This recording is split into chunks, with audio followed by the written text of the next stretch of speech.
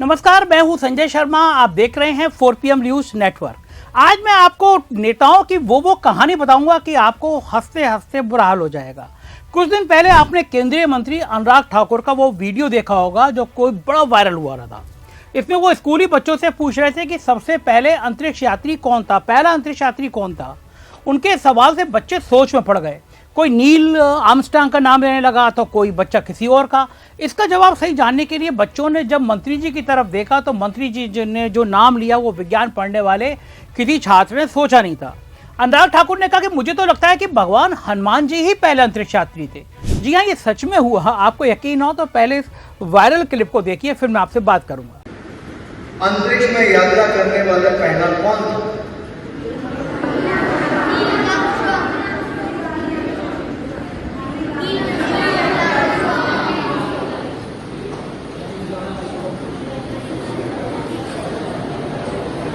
मुझे तो लगता है हनुमान जी थे। देखा आपने, अब तो आप मान गए होंगे।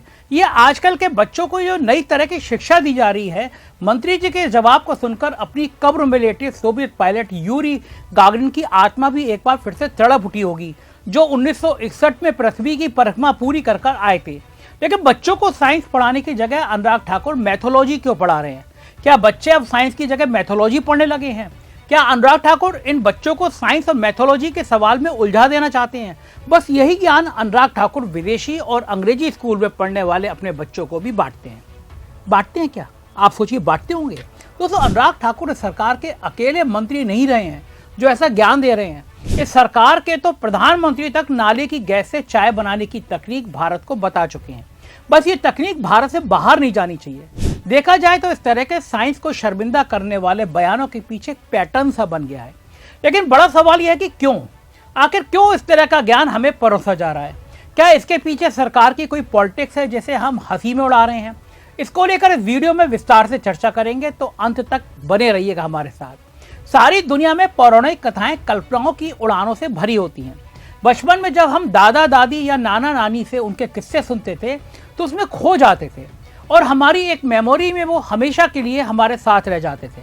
मगर होती तो वो सिर्फ कहानियां ही हैं। लेकिन पिछले कुछ सालों से भारत में एक नई प्रवृत्ति बनकर उभरी है। हमारे देश के दक्षिणपंथी जब से सत्ता पर काबिज हुए हैं, तब से हमारा विवेक कोमा में चला गया है। कभी बच्चन साहब जैसे लोग, अमिताभ बच्चन जैसे लोग कोरोना काल में मान लेते थे कि एक दिन के लॉकडाउन से कोरोना वायरस को मोदी जी खत्म कर देंगे।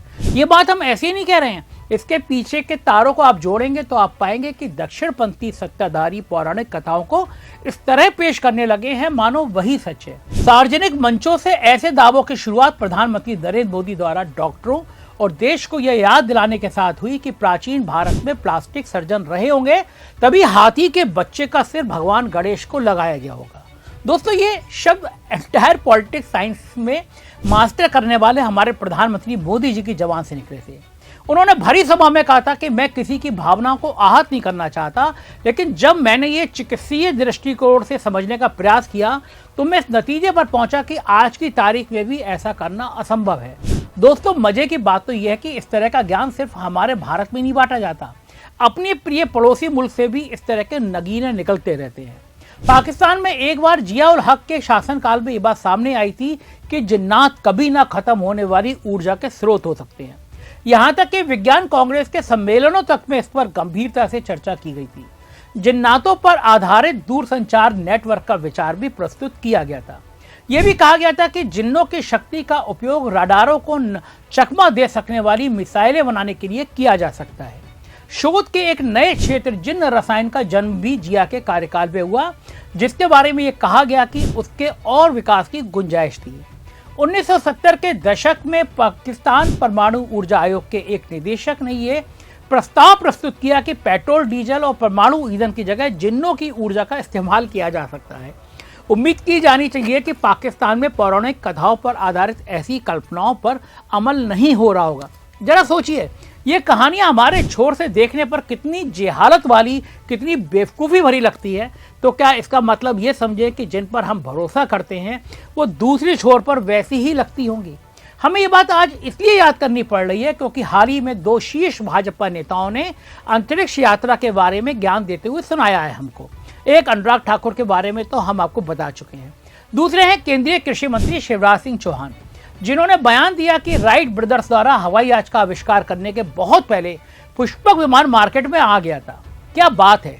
विज्ञान की मामूली सी समझ रखने वाला व्यक्ति भी जानता है कि उड़ने वाली मशीन बनाने के लिए किस तरह की चीजों की जरूरत होती है। हवा में उड़ना मानव जाति का बहुत पुराना सपना रहा है। इसके लिए वैज्ञानिकों ने जी तोड़ प्रयास किए, प्रयोगशाला और मैदानों में पसीना बहाया ताकि यह सपना सच हो सके। और आप कह रहे हैं कि हम लेट हो गए, ये सब तो पुराना हो चुका है। हम आपको दावे से कैसे कह सकते हैं, या मैं आपको दावे से कैसे समझा सकता हूं कि आपको इस तरह का ज्ञान देने वाले नेता मंत्री खुद इस तरह की बातों को अपने बच्चों को नहीं सिखाते होंगे। व्हाट्सएप यूनिवर्सिटी के टॉपर्स के टीचर शिवराज सिंह जी ने आगे बताया कि हमारे पास जो ड्रोन और मिसाइलें हैं वो हजारों साल पहले से ही हमारे पास थी। हमने ये सब महाभारत में पढ़ा है।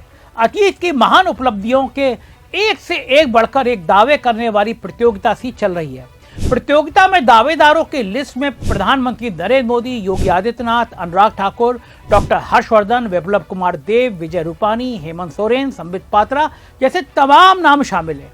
आजादी के बाद के शुरुआती दशकों में भारत में कई वैज्ञानिक संस्थानों की स्थापना हुई, जिसके चलते भारत में वैज्ञानिक तैयार हुए और शोध शुरू हुआ। हमने काफी सफलता भी प्राप्त की। आज हम चांद पर तिरंगा लहरा चुके हैं, लेकिन आखिर भाजपा के सत्ताधारी नेता पौराणिक कल्पनाओं को वैज्ञानिक तथ्यों के रूप में क्यों पेश करते हैं? दरअसल आज के समय में देश की आस्था पर आधारित ज्ञान और सोच का बोलबाला है। संस्कृति के नाम पर हमें अंधविश्वास की ओर ढकेलने की प्रक्रिया जारी है। बाबाओं और अतीत के गुणगान का माहौल है। हमें इतिहासकारों के बारे में बताया जा रहा है कि उन्होंने किताबों में लिखी सारी बातें झूठी हैं, उनकी किताबें झूठी हैं, और जो ज्ञान हम बता रहे हैं वो अंतिम सच, सच्चा इतिहास, सारा सत्य छुपाया गया। ये कहकर जो इतिहास बिना किसी स्रोत के बांट रहे हैं, वो ये बता रहे हैं कि आप पुराना सब कुछ भूल जाइए, जो आपने पढ़ा सब भूल जाइए और नए भारत में प्रवेश कर लीजिए। ऐसे में आपको लगने लगेगा कि हमें सच में आज़ादी जैसे 2014 में मिली थी। दोस्तों, ज्ञान धीरे धीरे विकसित होता है और वो देश की सीमाओं के परे होता है। हम मानते हैं कि प्राचीन भारत का विज्ञान के क्षेत्र में महान योगदान था। आर्यभट्ट, सुश्रुत और उनके जैसे बहुत से महान व्यक्तियों के बारे में पढ़कर हम जीवन के बारे में बहुत कुछ सीख सकते हैं। ये प्रक्रिया समाज के विकास के समानांतर चलती रही है, तभी आज हम इतनी दूर पहुंचे हैं। इतिहास गवाह है कि आस्था और तर्क हमेशा कुश्ती लड़ते रहे हैं। एक और वो लोग हैं जिन्हें हर बात भगवान की मर्जी लगती है, यानी चाहे बारिश हो या बिजली गिरे सब ऊपर वाले के जिम्मे। दूसरी ओर वो लोग हैं जो कहते हैं भाई थोड़ा दिमाग भी लगाओ, वैज्ञानिक समझ भी कोई चीज होती है। अब भाजपा और संघ परिवार का मामला यह है कि उनकी सोच में बराबरी का कोई फ्री वाईफाई नहीं मिलता। उनकी लाइन यही कहती रहती है, हम जो बताएंगे वही सही है, बाकी सब फेल है। लेकिन संविधान कहता है कि दोस्त लोकतंत्र है, सबको बराबरी मिलेगी, सोचने समझने की आज़ादी मिलेगी, और संविधान विज्ञान को भी सलाम करता है। मतलब अगर संविधान को एक इंसान मान ले तो वो कहेगा कि बिना लॉजिक और साइंस की जिंदगी वैसी है जैसे चाय बिना चीनी। मगर संघ परिवार और भाजपा बार बार रियर व्यू मिरर देखकर ये गाड़ी चलाना चाहते हैं। अब भाई गाड़ी पीछे देखकर आगे कैसे जाएगी, टक्कर ही होगी ना। राजनीतिक विचारधाराएं वैसे भी पैकेज डील होती हैं। संविधान का पैकेज है बराबरी, बदलाव, आज़ादी और वैज्ञानिक सोच। वही हिंदू राष्ट्रवाद का पैकेज है पुरानी सोच, असमानता और जैसा हम कहें वैसा करो वाला रवैया। आस्था के सिपाही जिन्हें लॉजिक से एलर्जी है, आज वो दो काम कर रहे हैं। पहला साइंस को खोखला करना और दूसरा संविधान में लिखी बराबरी और भाईचारे की हवा निकालना।